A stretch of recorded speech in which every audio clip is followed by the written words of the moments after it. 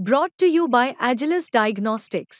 Health test की बात आती है तो मैं भरोसा करता हूँ India largest diagnostics company Agilus diagnostics. खुद को टेस्ट करते रहो। नमस्कार, मी अभिजित करंडे, मुंबई तकमध्ये आपल्या सर्वांचं स्वागत आहे। ही निवडणूक भल्या भल्यांना धक्का देणारी होती आणि बऱ्याच दिग्गजांना घरी बसवणारी होती आणि त्यातलेच एक दिग्गज होते मंत्री राजेंद्र शिंगणे, जे ॲक्च्युअली अजितदादांसोबत होते, पण इलेक्शनच्या आधी ते शरद पवारांकडे गेले आणि त्याच राजेंद्र शिंगणेंचा पराभव ज्यांनी केला ते मनोज कायंदे आपल्यासोबत आहेत। तर आपलं स्वागत आहे।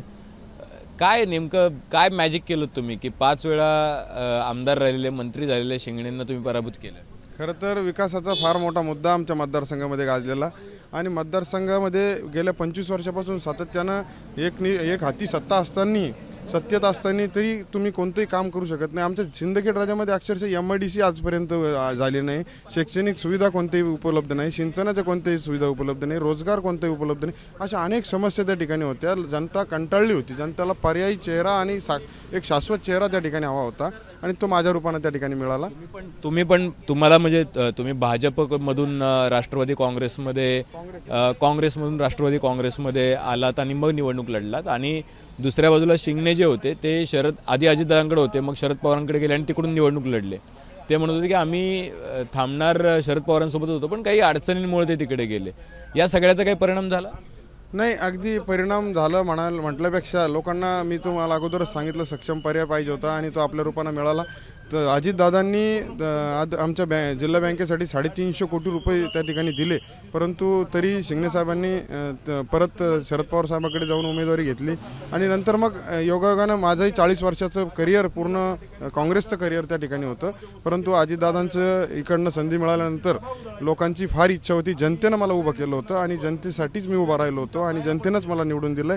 काय फरक आहे काँग्रेस आणि अजितदादांच्या नेतृत्वात? ती एकाच विचारसरणीचे पक्ष आहेत, सेक्युलर विचारसरणीचे पक्ष आहेत, त्यामुळं काही अडचण मला त्या ठिकाणी वाटत नाही। जेवढा आधार काँग्रेसच्या मंडळीचा त्या ठिकाणी होता तेवढेच भक्कमपणे पाठीशी माझ्या भाजप आहे ना तुमच्यासोबत, ते तर म्हणते बटेगा तो कटेंगे असे नारे दिले होते, हिंदू एक है तो सेफ है नारे दिले होते, मग ते तर तुमच्या विचारसरणीच्या।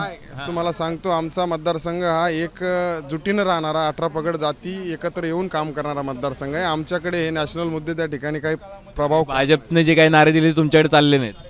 मला काही जास्त फायदा आणि तोटा त्याचा काही दिसत नाही। भविष्यात होऊ शकतो ना, पण फायदा किंवा तोटा दोन्हीपैकी काहीतरी होऊ शकतं। बघू आता काय होतं भविष्यातलं। तर आता एवढं मोठं राजकारणात आपल्याला पडायचं नाही, आपल्याला मतदारसंघाचा विकास त्या ठिकाणी करायचा आहे, सगळ्यांना सोबत घेऊन, सगळ्या जाती धर्माच्या लोकांना सोबत घेऊन विकास करायचा आहे। शिंगणे साहेबांची भेट झाली का नंतर? नाही, आणखी मी लगेच मला निकाल लागल्यानंतर इकडे निघावं लागलं आणि मी आता गेल्यानंतर प्रयत्न करेल त्यांच्याशी भेट घेऊन त्यांचा सल्ला घेण्याचं, काय चांगले कामं कोणते केले पाहिजे ते त्यांना विचारण्याचा प्रयत्न। त्यांचा अनुभव मोठा आहे, तुम्ही सल्ला घेणार आहे, पण इलेक्शन कशी जिंकली तुम्ही? नेमकं काय मॅजिक दाखवलं? काय मॅजिक बिजिक नाही, जनता सोबत होती, मतदार राजा। कसं ते म्हणतात की एवढ्या पैशांचा अमाप वापर झाला प्रत्येक मतदारसंघामध्ये इलेक्शन। माझी पार्श्वभूमी तर प्रत्येकाला त्या ठिकाणी ग्रास रूट पर्यंत कार्यकर्त्याला माहिती आहे, मी जमिनीवर राहणारा माणूस आहे, मी काही पैशाच्या जोरावर त्या ठिकाणी कधी लढू। साहेब जमिनीवर नाही आहेत का? नक्कीच नाहीच म्हणावं लागेल, कारण की जनता जर तुम्हाला नाकारते तर तुम्ही जमिनीवर नसल्यामुळेच तुम्हाला नाकारते।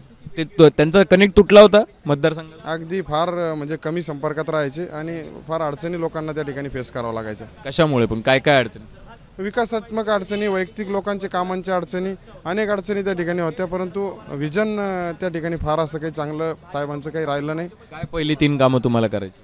मला सगळ्यात पहिले सिंचनाची व्यवस्था चांगल्या पद्धतीने करायची, MIDC त्या ठिकाणी आणायची, बंद पडलेले अनेक उद्योग आहेत, कारखाने, साखर कारखाने, सूतगिरण्या, त्या चालू करण्याचा प्रयत्न लवकरात लवकर त्या ठिकाणी करायचा।